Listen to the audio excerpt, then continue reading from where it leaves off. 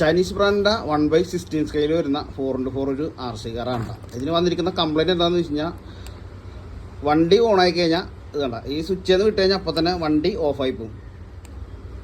നെക്കി പിടിച്ചാൽ വണ്ടി ഓണാവും, നമ്മൾ വിട്ട് കഴിഞ്ഞാൽ അപ്പോൾ തന്നെ വണ്ടി ഓഫായി പോകും. ഈ ഒരു സ്വിച്ചിനാണ് കംപ്ലൈൻറ്റ് വന്നിരിക്കുന്നത്. അപ്പോൾ നമുക്ക് ഈ ബോർഡൊന്ന് അഴിച്ചിട്ട് ഈ സ്വിച്ച് ഒന്ന് മാറാൻ പറ്റുമെന്നൊന്ന് നോക്കാം. ഈ ഒരു RCയുടെ മദർ ബോർഡിൻ്റെ ഉൾസൈഡാണ് ഈ കാണുന്നത്. ഇതിനകത്ത് വെള്ളം കയറിയിട്ടുണ്ട്, മൊത്തം ക്ലാവായിട്ടുണ്ട്. അപ്പോൾ നമുക്ക് ഇതൊക്കെ ഒന്ന് ക്ലീൻ ചെയ്തിട്ട് വേണം ഈ ഒരു സ്വിച്ച് മാറാനായിട്ട്.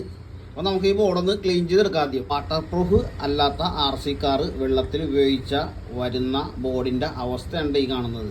ഒരു RCയുടെ റിമോട്ടിൽ നമ്മൾ പുതിയ ബാറ്ററി ഇട്ടിട്ടുണ്ട്, പക്ഷേ ഈ റിമോട്ടും ഓണായി കിട്ടുന്നില്ല. അപ്പോൾ നമുക്ക് ഈ റിമോട്ടും കൂടി ഒന്ന് സർവീസ് ചെയ്തെടുക്കേണ്ടി വരും. ഈ ഒരു RCയുടെ ബോർഡൊക്കെ നമ്മൾ ക്ലിയർ ചെയ്ത്, അതേപോലെ ആ സ്വിച്ച് കൺട്രോളൊക്കെ സംഭവം സെറ്റാക്കി, അതേപോലെ തന്നെ ഈ റിമോട്ടും സർവീസ് ചെയ്ത് ഓണാക്കി എടുത്ത് ഇതിൻ്റെ സ്റ്റിയറിംഗ് സൈഡ് വർക്ക് ചെയ്യും, പക്ഷേ ഇതിൻ്റെ ത്രോട്ടിൽ സൈഡ് വർക്ക് ചെയ്യില്ല. കാരണം എന്താ വെച്ചാൽ വെള്ളം കയറി കഴിഞ്ഞപ്പോൾ കൂടുതലും ഇങ്ങനെയുള്ള RCകളുടെ ത്രോട്ടിൽ സൈഡാണ് കംപ്ലൈൻ്റ് ആയി പോകുന്നത്. അപ്പോൾ ഞാൻ ഒരുപാട് വീഡിയോകളിൽ പറഞ്ഞിട്ടുണ്ട്, ഇതേപോലത്തെ ചൈനീസ് വണ്ടികളൊന്നും വാട്ടർ പ്രൂഫ് അല്ല വരുന്നത്. ഒരിക്കലും ഇങ്ങനെയുള്ള വണ്ടികൾ വെള്ളത്തിലിറക്കി ഉപയോഗിക്കരുത്.